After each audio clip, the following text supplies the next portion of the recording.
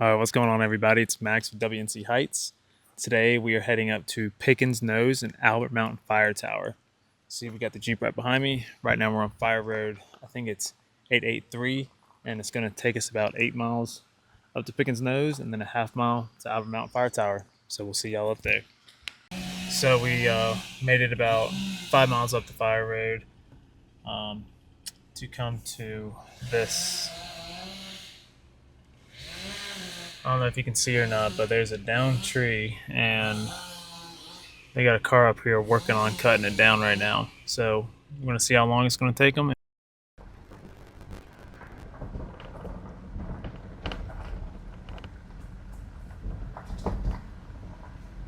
Okay, we made it to the trailhead of Albert Mountain Fire Tower.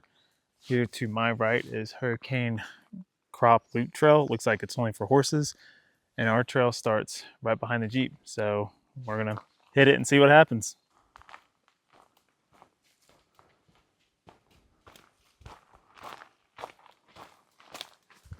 We brought our bear spray today.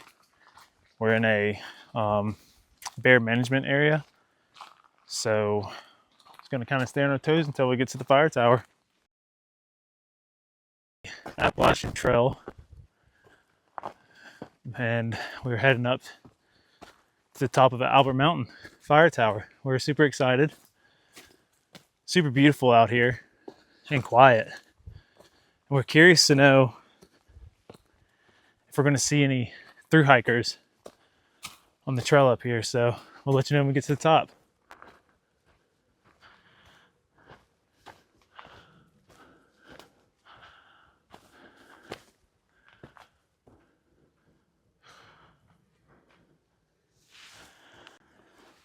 Here's a little history of the water basin down in front of us. You're more than welcome to pause and read it for yourself. Basically what it says is that the water management locations for the watersheds listed here are either undisturbed, under management, or not managed at the moment.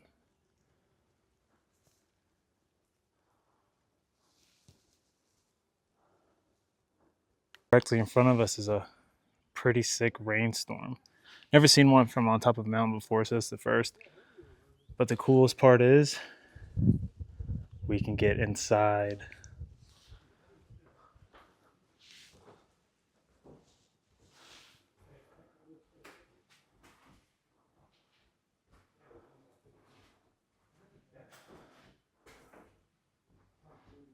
So we are super stoked that we are actually able to get inside this fire tower. Not many left in the Smoky Mountains that you can actually walk inside and experience for yourself. But this view is unbelievable, and y'all are gonna have to check it out just one more time.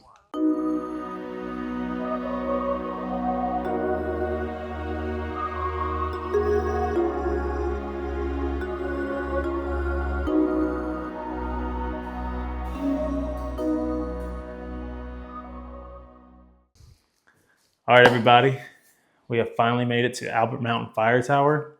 It is beautiful up here. You get a whole 360 view of every single range you can think of here in Western North Carolina. Cool thing about Albert Mountain is that it was originally built as a wooden frame in the 1930s and then later actually burned down in the 40s, ironically, and they rebuilt it as a steel frame in the 1950s. Windows still work. I think that's insane. So little history about it. We are on the 100-mile mark of the Appalachian Trail, and this is kind of a rendezvous point for a lot of the hikers, where right down the road, about 2 miles to my right, is Pickens Nose, and that's a well-known spot for the hikers to go to because the AT kind of just runs right off of this whole fire road here. Secondly, we are right at 5,200 feet up, and it is absolutely stunning. It's about 70 degrees out here, wind's blowing a little bit. Sarah and I actually watched a rainstorm move through the valley a few minutes ago. It was so unique, it was so beautiful. Neither of us have ever really witnessed something like that up here in the mountains of North Carolina, and we're just extremely grateful for it.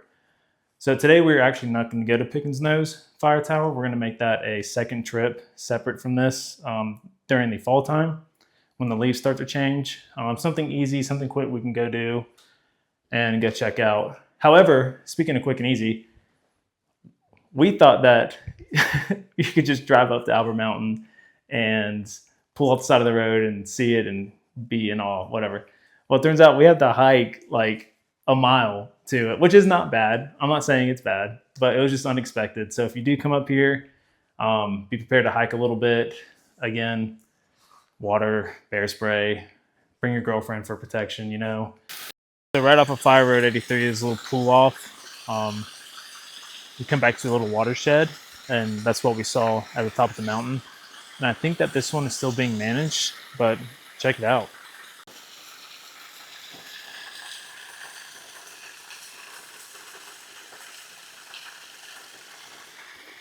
When we get back down at the end of the Fire Road, we're going to stop at the main station and check it out and see what it has to say. I guess it monitors probably two things: flow of water from the top of the spring down to the bottom of the spring where it hits the Little Tennessee River, and sediment yield, which sediment yield basically tells you how much sediment is being moved through the river at all times. And right now, as we can see, there's probably very little yet sediment yield due to the clarity of the water. So, and it's been a little dry up here, to be fair. So yeah, pretty cool. So we made it to the first area of the hydrological station. Where we just were was the midway point. We never saw the top. It's probably really small and the stream probably isn't that big, but here's what it has to say.